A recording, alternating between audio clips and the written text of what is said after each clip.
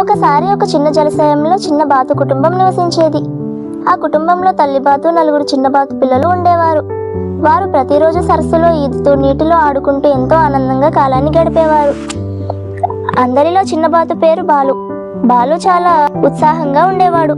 కానీ తల్లి చెప్పే మాటలను అతడు ఎక్కువగా పట్టించుకునేవాడు కాదు. ఎప్పుడూ ఏదైనా కొత్తగా చూడాలని, తెలుసుకోవాలని ఎదురు చూసేవాడు. ఒకరోజు తల్లి బాతు పిల్లలతో ఇలా చెప్పింది: ఇక్కడి సరస్సు మనకి ఎప్పుడూ సురక్షితం, కానీ దానికి కొంచెం దూరంగా ఉన్న పెద్ద సరస్సులో మత్స్యకారులు ఉంటారు. వాళ్ళు పటాకులు వేస్తారు, చిక్కుబలులు వేసి పక్షులను పట్టుకుంటారు. అందుకని ఎవ్వరూ అటువైపు వెళ్ళకూడదు అని చెప్పింది. అందరూ దానికి తలూపారు. కానీ బాలు మనసులో ఆ పెద్ద సరస్సు ఎలా ఉంటుందో చూసేయాలని ఆసక్తిగా ఉరుకులు పెట్టాడు. ఆ రోజు ఉదయం తల్లి బాతు కాస్త దూరంగా వెళ్ళినప్పుడు బాలు మెల్లగా జలాశయం బయటకు వచ్చి పెద్ద సరస్సు వైపు వెళ్ళసాగాడు. మొదట్లో అది ఎంతో అద్భుతంగా అనిపించింది.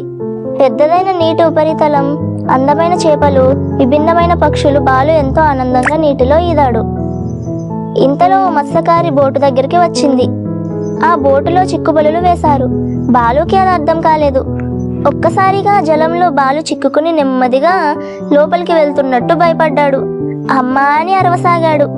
అయితే ఆ సమయానికి తల్లి బాతు తన పిల్లలందరినీ వెతుకుతుండగా బాలు కనిపించకపోవడంతో అతడిని వెతకడానికి బయలుదేరింది. చివరికి పెద్ద సరస్సు వరకు వచ్చింది. అక్కడ బాలు అరుపు విని వెంటనే జలానికి దగ్గరికి వచ్చింది.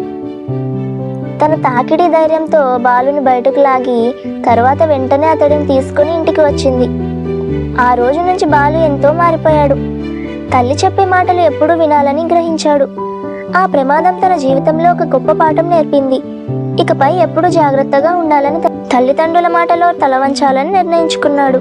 దీనిలో నీతి ఏంటంటే, తల్లిదండ్రులు చెప్పే మాటలు మన మంచికే, వాటిని వినాలి, పాటించాలి.